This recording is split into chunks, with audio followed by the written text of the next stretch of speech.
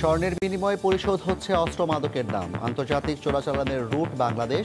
US বাংলার খাবারের গাড়িতে মিলল 60টি বার।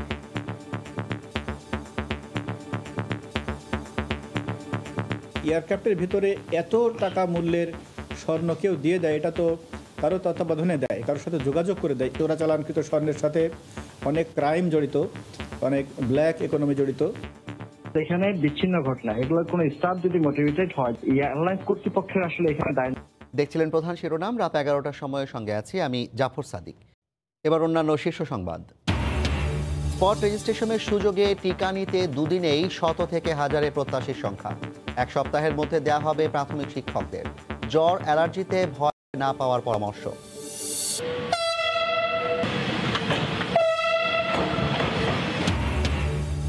20 ফেব্রুয়ারি জাপানের ওবে বন্দর থেকে রওনা দিচ্ছে মেট্রো রেলের প্রথম কোচ। এপ্রিলের পরিবর্তে জুনে দেশে ট্রায়াল রান। প্রায় প্রস্তুত 5টি স্টেশন। এবং মোবাইলে হুটহাট কল ড্রপ, ধীরগতির ইন্টারনেটে ভোগান্তি চরমে। দায় না নিলেও গ্রাহকের পকেট কাটছে অপারেটররা। বিকারডে টাওয়ার নির্মাতাদেরও আশ্বাসেই খালাস বিটিআরসি। বিমানের খাবার গাড়ির ফুড স্টোরেজের ভেতরে বিশেষভাবে লুকিয়ে পাচার হচ্ছে স্বর্ণের বার। আর এগুলো ব্যবহার হচ্ছে অস্ত্র ও মাদকের বিনিময় মূল্য হিসেবে।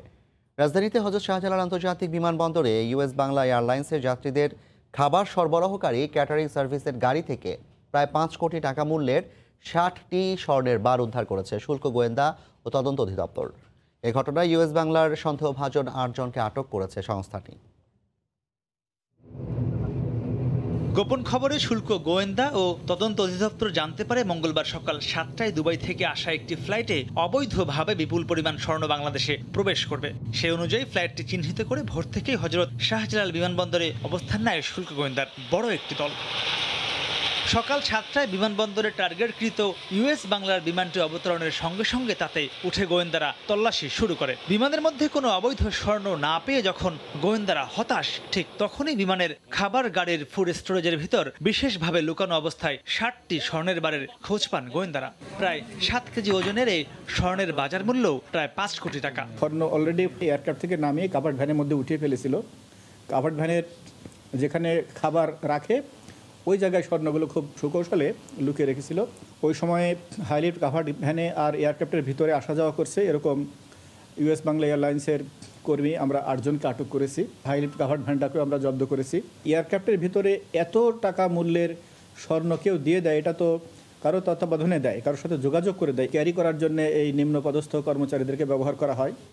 বিচ্ছিন্ন ঘটনা, এগুলোর কোনো স্টাফ যদি মোটিভেটেড হয়, ডিমোটিভেটেড হয় কারোর মাধ্যমে, এখানে আসলে এয়ারলাইন্স কর্তৃপক্ষের আসলে এখানে দায় নেওয়ার কিছু নাই। এটা ইন্ডিভিজুয়াল রেসপন্সিবিলিটি। তদন্তের স্বার্থে আমাদের কোনো সহযোগিতার দরকার পড়ে আমরা সেই কর্তৃপক্ষের পক্ষ থেকে সেই সহযোগিতা করব প্রশাসনকে।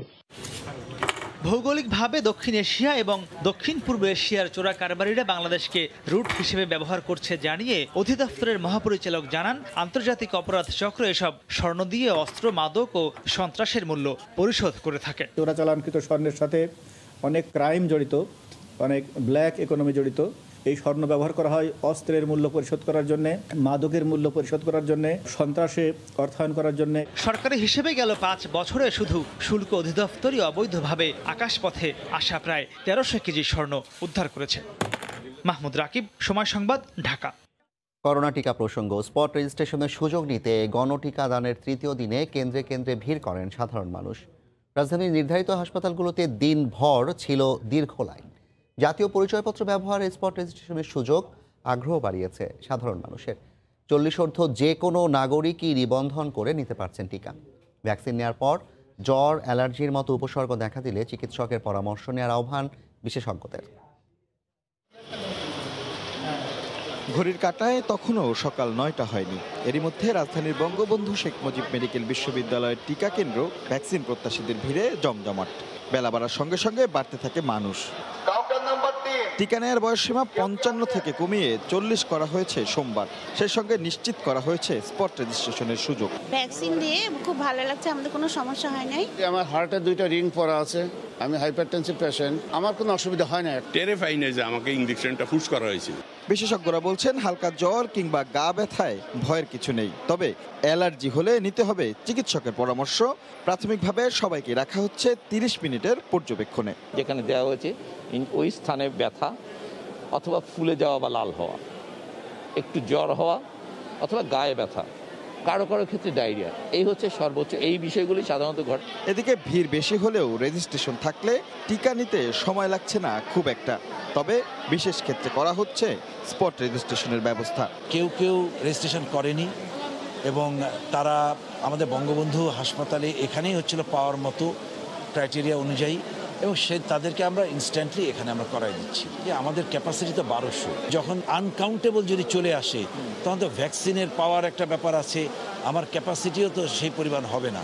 প্রথম 2 দিনে টিকা নিয়েছেন প্রায় 80,000 মানুষ, আর এ সময় সুরক্ষা ওয়েবসাইটে নিবন্ধন করেছেন প্রায় 5.5 লাখ টিকা প্রত্যাশী।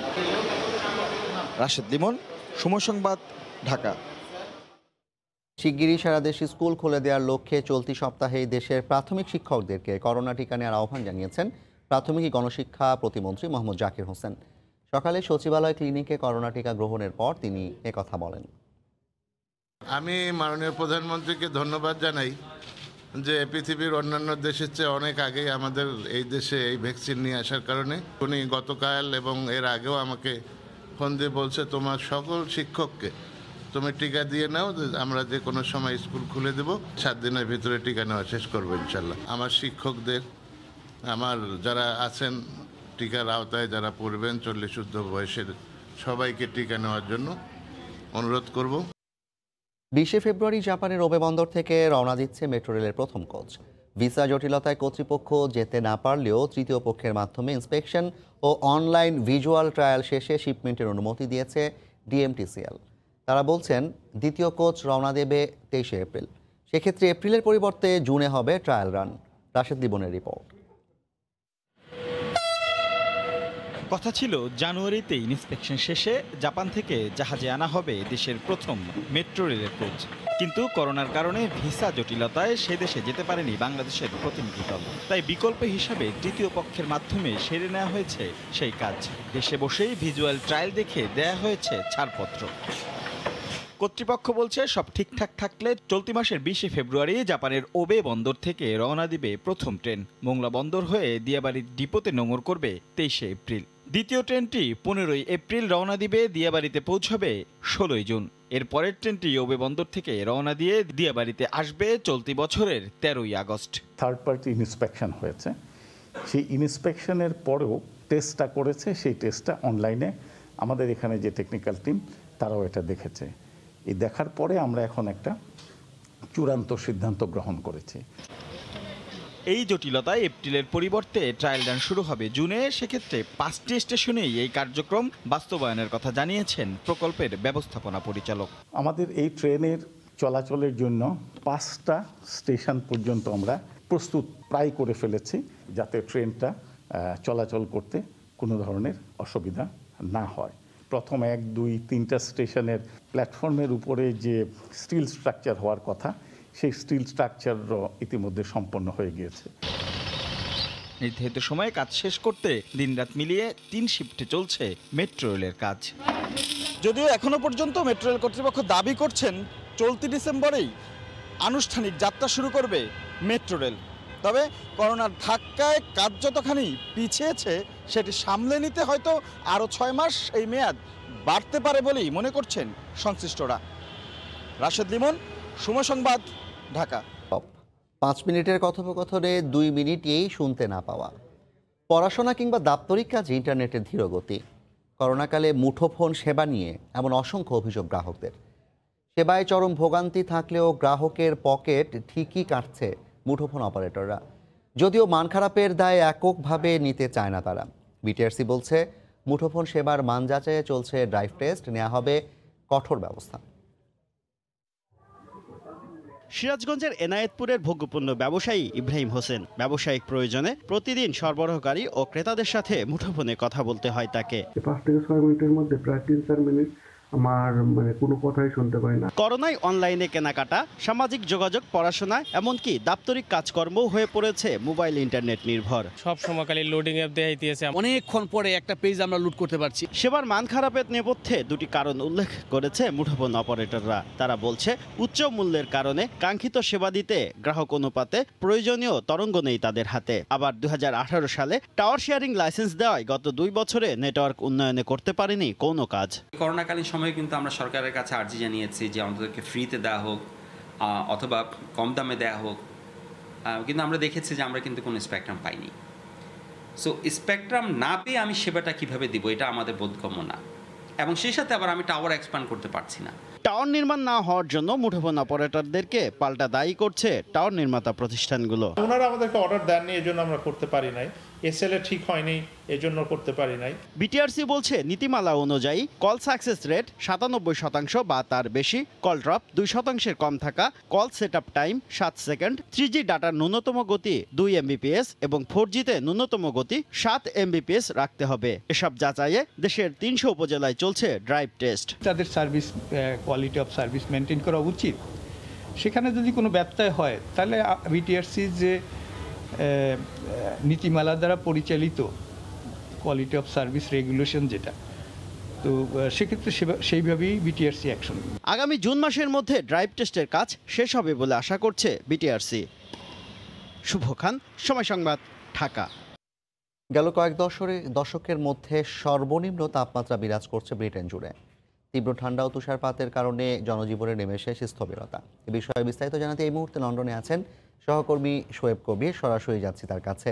শোয়েব, কি অবস্থা? সাদিক, গত কয়েকদিন যে অব্যাহত তুষারপাত ছিল সেটা বর্তমানে কিছুটা কমে আসলো, যে শীতের তীব্রতাও কিন্তু শীতের তীব্রতা বেড়ে চলছে। তাপমাত্রা কিন্তু এই লন্ডন সহ পার্শ্ববর্তী যে এলাকাগুলো রয়েছে সেখানে প্রায় -6 ডিগ্রি সেলসিয়াস 6 ডিগ্রি সেলসিয়াসের নিচে নেমে এসেছে।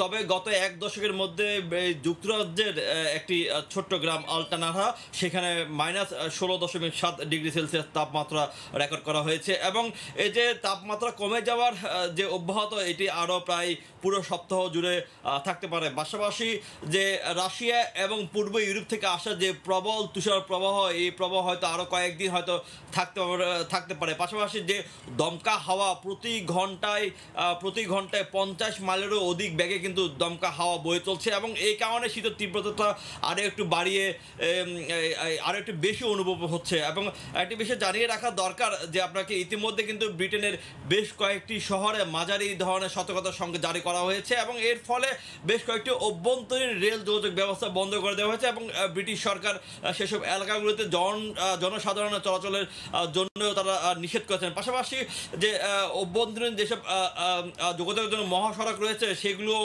প্রায় কয়েকটি বন্ধ করে দেওয়া হয়েছে, শুধুমাত্র বেশ কয়েকটি দুর্ঘটনার কবলে পড়ার কারণে। আর সবচেয়ে আরেকটি বিষয় যেটা আপনাদেরকে জানিয়ে রাখা দরকার, যে পূর্ব ইউরোপ এবং রাশিয়া থেকে আসার যে এই যে প্রবল তুষার প্রবাহ, এটি কিন্তু ব্রিটেনের পূর্ব দিকে যেসব অঞ্চলগুলো রয়েছে, এসব অঞ্চলের লোকগুলো কিন্তু বেশি আক্রান্ত হচ্ছেন, এবং তারাই বেশ তারাই প্রায় এই শীতের কবলে পড়েছেন। এখন এই শীত হয়তো আরও কয়েকটা দিন পুরো সপ্তাহ জুড়ে থাকবে, এবং এরপরে হয়তো কমার সম্ভাবনা রয়েছে। ব্রিটেন জুড়ে তীব্র ঠান্ডা আবহাওয়ার খবর জানাতে লন্ডন থেকে যুক্ত হয়েছিলেন সহকর্মী শোয়েব কবির। রোহিঙ্গা সংকট সমাধানে বাংলাদেশের পাশে থাকবে মালদ্বীপ। 4 দিনের সফরে ঢাকায় এসে দেশটির পররাষ্ট্রমন্ত্রী আবদুল্লাহ শহীদ আরও বলেন, আন্তর্জাতিক আদালতে এ নিয়ে মামলা করা গাম্বিয়াকে পূর্ণ সমর্থন দেবে তার দেশ। সকালে তিনি দ্বিপক্ষীয় বৈঠক করেন পররাষ্ট্রমন্ত্রী ডক্টর AK আব্দুল মোমেনের সঙ্গে। স্বাধীনতার সুবর্ণ জয়ন্তী ও মুজিব শতবর্ষের আনুষ্ঠানিকতায় যোগ দিতে আসছে মার্চে ঢাকায় আসবেন মালদ্বীপের প্রেসিডেন্ট ইব্রাহিম মোহাম্মদ সলিহ। তার সফরের আগের মাসেই বাংলাদেশের পররাষ্ট্রমন্ত্রীর আমন্ত্রণে 4 দিনের জন্য ঢাকায় এসেছেন দেশটির পররাষ্ট্রমন্ত্রী আবদুল্লাহ শহীদ। মঙ্গলবার সকালে রাষ্ট্রীয় অতিথি ভবন পদ্মায় 2 পররাষ্ট্রমন্ত্রী আনুষ্ঠানিক বৈঠকে বসেন। এ সময় মানব সম্পদ ব্যবস্থাপনা, জলবায়ু ইস্যু, রোহিঙ্গা সংকট, পর্যটন ও ব্যবসা বাণিজ্য সংক্রান্ত বিভিন্ন আঞ্চলিক ও আন্তর্জাতিক ইস্যুতে আলোচনা করেন তারা। পরে যৌথ সংবাদ সম্মেলন করেন দুই পররাষ্ট্রমন্ত্রী। মালদ্বীপের পররাষ্ট্রমন্ত্রী আলোচনা সফল হয়েছে জানিয়ে রোহিঙ্গা ইস্যুতে বাংলাদেশের পাশে থাকার কথা জানান আবারও। We exchanged views on exploring new avenues of cooperation. I reiterated the support of Maldives to Bangladesh on the issue of Rohingya refugees. And together with the government of Gambia, we seek accountability for the acts of genocide committed against the Rohingya people. এ সময় doctor একে মোমেন জানান, করোনার vaccination চালাতে বাংলাদেশ থেকে কিছু nurse চেয়েছে মালদ্বীপ। The Maldives president declare করেছেন any workers in Maldives, foreigners including, everyone will get free vaccination in Maldives. আমরা সেখানে উইল সেন্ড সাম নার্সেস। এছাড়া পররাষ্ট্রমন্ত্রীদের বৈঠকে দুই দেশের ফরেন সার্ভিস একাডেমির মধ্যে এবং মানব সম্পদ প্রেরণ সংক্রান্ত দুটি সমঝোতা স্মারক সই করা হয়। শিপিং লাইন হয় তাহলে যোগাযোগটা বাড়বে। দেবাশিস রায়, সময় সংবাদ। দেখছেন রাত 11টার সময়। রাজধানীর শ্যামপুরে মীর হাজিরবাগ এলাকায় আওয়ামী লীগের কার্যালয় উদ্বোধন করা হয়েছে। বিকেলে এই কার্যালয়ের উদ্বোধন করেন ঢাকা 5 আসনের সংসদ সদস্য কাজী মনিরুল ইসলাম মনু। এ সময় কেক কেটে কার্যালয়টির উদ্বোধন করা হয়। উদ্বোধন অনুষ্ঠানে উপস্থিত ছিলেন ঢাকা মহানগর দক্ষিণ আওয়ামী লীগের সাধারণ সম্পাদক অ্যাডভোকেট হুমায়ুন কবির, শ্যামপুর থানা আওয়ামী লীগের সভাপতি বীর মুক্তিযোদ্ধা মোহাম্মদ তোফাজ্জল হোসেন, সাধারণ সম্পাদক ও 51 নম্বর ওয়ার্ড কাউন্সিলর কাজী হাবিবুর রহমান হাবু এবং সাংগঠনিক সম্পাদক ব্যারিস্টার সামিউর রহমান অভি। এরপর শ্যামপুর থানা এলাকার গরিব ও দুস্থদের মাঝে খাদ্য সামগ্রী ও শীত বস্ত্র বিতরণ করা হয়। খাদ্য সামগ্রী ও শীত বস্ত্র বিতরণের আয়োজন করেন ওয়ার্ড কাউন্সিলর কাজী হাবিবুর রহমান হাবু।